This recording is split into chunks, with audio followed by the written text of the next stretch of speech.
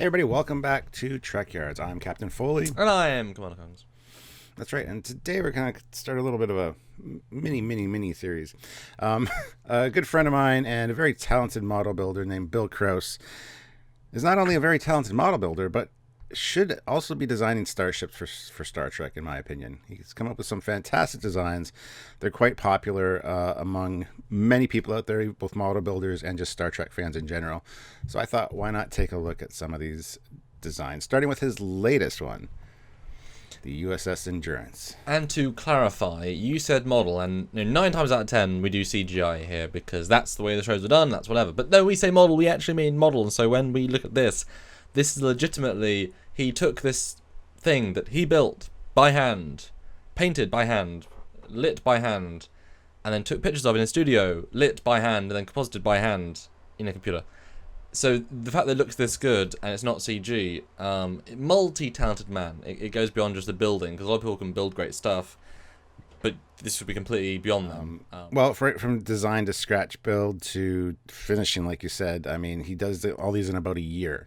But yeah, this is the USS Endurance, which is an Essex class of starship, which is primarily responsible for deep scientific planetary exploration, and used to establish like a orbital base camp for teams of scientists. So this is clearly the answer to Discovery. Yeah.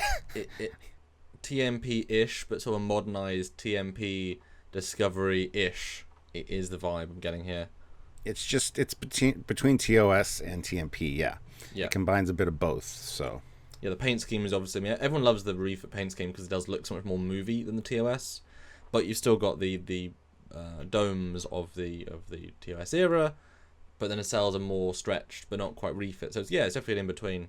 Although it probably looks, I don't know, more advanced. As a member of Wonderfest or whatever, like, we follow his builds throughout the course of the year. So we see the first drops, we see the first computer mock-ups, we see the skeletal frame being constructed, and we see them build progressing. I was super impressed with the design when I first saw it. I thought it looked pretty fantastic, and just to watch it come to life and not change. Like, it's not like he makes changes along the way. He has a vision, and he sticks with that vision right to the end, which is a great thing. Go to the next picture. Get more of a feel of the size of the ship, the scope of the ship. It's got 2 main shuttle bays, as you can see there, upper and lower. And the double neck, like we've seen before in some Star Trek Online ships, which is not a fan favorite of everybody. No, it's fun to see how he tries to link in other things. Clearly NX inspired. I mean, that was the pioneer of its era. It's got massive pontoons like the NX. And the way it kind of comes together feels very NX in that respect. Although, yeah, the twin neck is something that isn't part of that era, and only the Enterprise ever really sort of utilizes that. So it's an interesting choice. I wonder if there's a specific functional reason they can separate, although I don't see any sort of separation lines. I don't think it has separation capabilities, to be honest. So I wonder why that choice, because it's certainly, so like we said with the NX-01, just having it obviously links the pontoons going back to the impulse pod at the back of the NX, but we both said they should just fill that in. It would have made more sense. So it's intriguing why here. Although I certainly like having the 2 shuttle bays. It adds a fun dimensionality and forward thinking to the Enterprise D and such. But you could definitely fill in that center section, but underneath that main upper shuttle bay, and create a lot more internal volume by just filling in that whole area with deck space and stuff. Although it would then look bulky because it adds a lot, because the neck is so flat. It wouldn't be as elegant for sure. Yeah. Now, do you think this is actually his response to Discovery? Because it doesn't exactly follow the Discovery aesthetic, as in, like, it is its own thing, but it still has elements. I mean, it's clearly more Discovery than not, but it's not. It doesn't feel like it's trying to be Discovery. I'm not sure. I mean, it came about around the same time of Discovery, so it's really hard to say. One thing I do like here about this review is the incorporation of the impulse engines, how they're built into the pontoons, and also the struts. The struts are very similar to Star Trek Online, but I love the 4 impulse engine look. I think that works really well. I think they're too subtle, honestly. I didn't even notice them, either versions. For me, it made more sense to have the things underneath the impulse engines, the top B impulse engines, rather than just grills. Not as if the refit ones aren't exactly bright and bold, per se. Let's go to the next picture. This is a side view of it. And here, yeah, you definitely get a Discovery vibe. Yeah, clearly Discovery inspired, but boy is that a lovely, like, just totally good lines. In proportion, nicely done, nothing too broken up, there's lots of hard lines and soft lines with the refit and the classic aesthetic, and yeah, lovely. And I do like the integration of that little stripe on the side of the nacelle, the light up area. Kind of like it's kind of a mix between, like you said, the refit and the inner grills of the TOS Enterprise that were supposed to light up. Just kind of, I think they're on both sides as well. So I think it just adds a little something that you need. Mm-hmm. Well, it looks like the Shinjo engines, except blue, not red, which with are red. And that's a fine-ish thing. It's part of the canon for era. Yeah. So, it's an old ship, so it sort of makes sense to link to. I also like the pennant that he has with the 3 stripes as opposed to 2. I think it looks a little bit more visually appealing that way. Next up is another shot from behind. I love the glowing end caps on the nacelles. I think it's been incorporated into a lot of different models, even TOS Constitution class models, and I think they should kind of have a glow to them. Yeah, I don't think I'm sold on this engine design totally. It's kind of doesn't link to shape it's very much its own thing, and I don't really see any connective tissue between TOS and TMP to it's a bit more like the Enterprise A from Beyond, which is not a bad thing, but well, he uses a lot of World War II fighters and stuff in his design aesthetic, and that's what that's based on, some hull designs that he likes. So it's not really linked in necessarily with what we see in TOS or refit.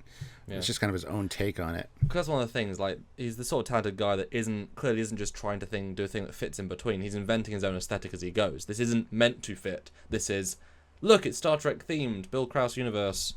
And it's like, damn, but it makes it feel more unified because he has a vision and the glowy things are there, but not too much, but they feel linking in. And next shot is just a close-up of the inner shuttle bay. Quite a large shuttle bay, as you can see. It actually holds, I believe, 12 of the larger Javelin shuttles, which is a ship that he designed as well, but it's like a multi-person shuttle. Yeah, I just love the detailing in there. You can see the little monitors and stuff. Again, I'm trying to highlight both his model building skills and his design, because it's just all the way he incorporates it all together is just great. And a little lights and seamless, and the fact there's a textured light effect on the little back dome thing. It's not just a solid white light. I mean, it's Yeah, and the landing lights like flash and stuff. And Jones has a little lens flare on the little red light that's close to the camera. He even photographed it in the best way. Next picture is the upper shuttle bay, which is a little bit different design. This one seems to be at red alert status for some reason, but and just above that you can see the phasers, the rear-facing phaser turrets, which are nice to see rear phaser turrets on a saucer. Although their firing arc with those pontoons there is kind of limited a little bit to the sides, and just they're meant for backing up, I guess. Yeah, well, it's defense of the shuttle bay of things directly aft, isn't it? It's funny, that's actually quite similar to one I just designed for a fan film with the different lines there. That's funny. Yeah, I like how the shuttle bay also both has a little MSD of the ship and of the shuttle. That's a beautiful touch, because I mean, how small are they? Real small. And it's a very TNG feeling shuttle bay with the way the door color is and the blocks. I like how he's basically minimalist as well, because there's not that much detail on the hull, but there's enough. It's like he's showing restraint at every level. Yep. Yep. Yeah. One thing he doesn't do is overdo it. He makes it very simple but elegant. Next is the lower shuttle bay again, but this time with one of the same scale shuttles in there. That's his Javelin shuttle, which we'll take a look at in a future episode. But yeah, just to show more of the detail along the sides there, and just his attention to detail is just fantastic. So that is an aggressive looking shuttle. Yeah.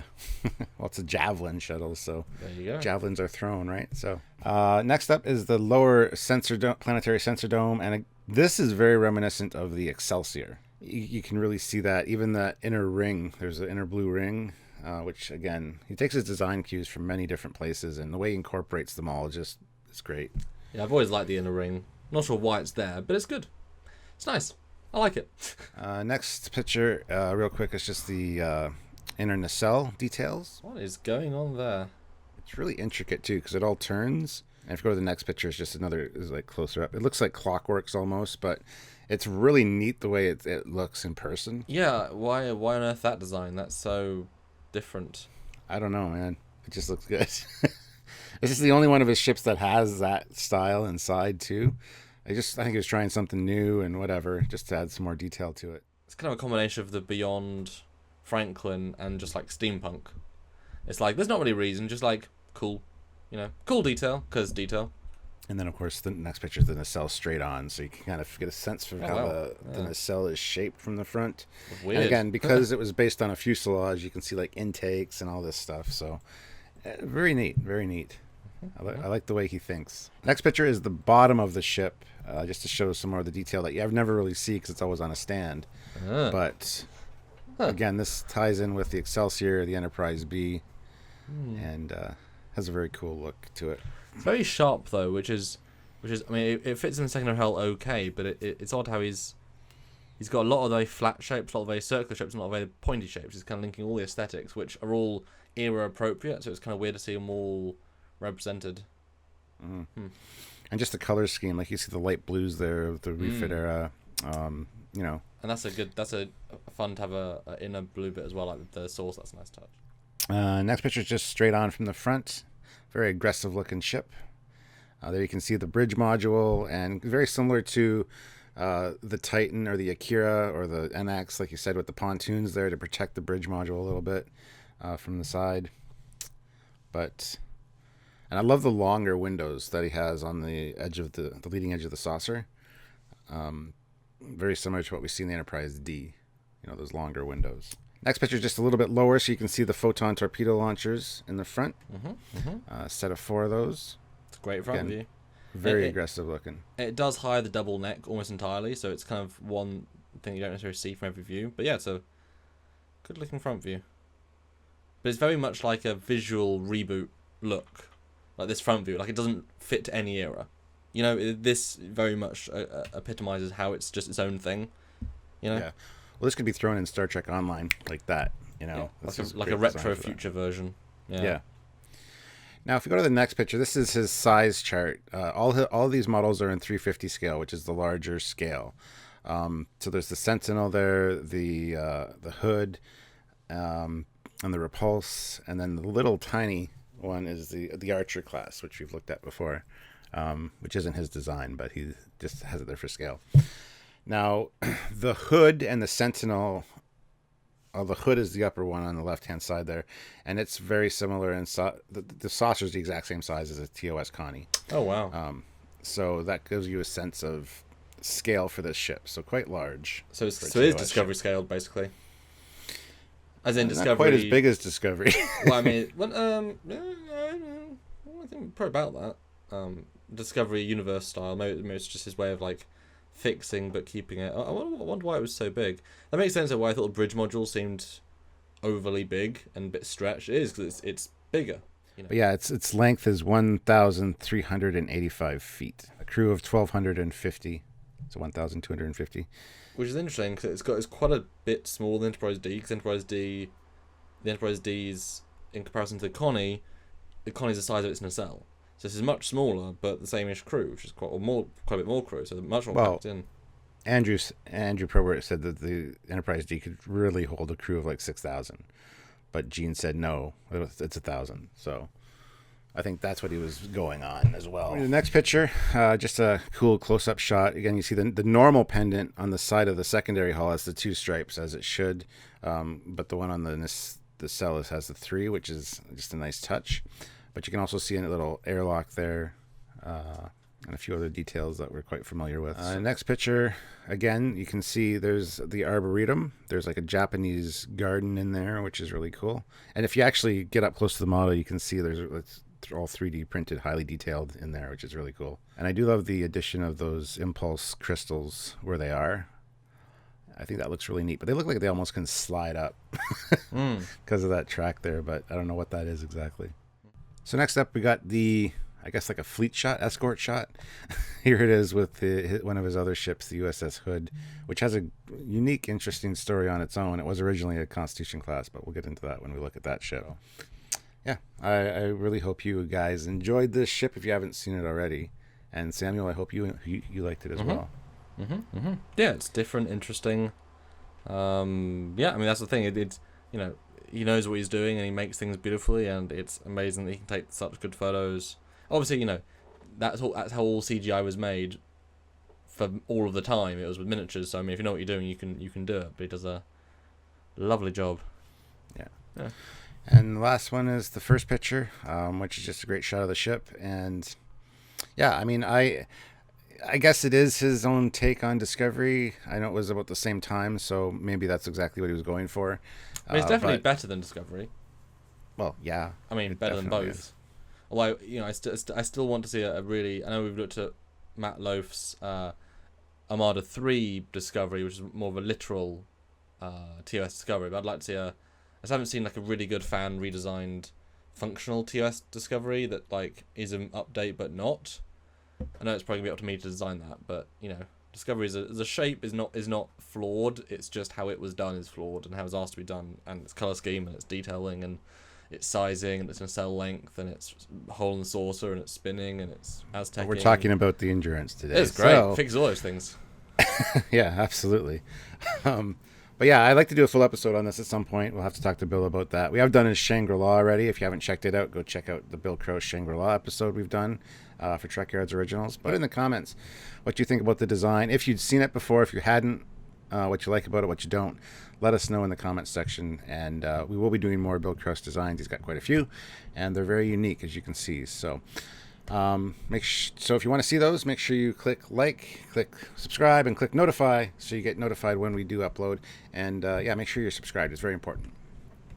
Yeah, I mean, it says it all, really. We want you to be part of the channel, be part of supporting this show, other shows, Patreon and one-time donation, and you guys know, and just more fun ships. Do all the things down in the description below. So until next time, guys, I'm Captain Foley. I am Chronicles. See you soon. Bye, guys.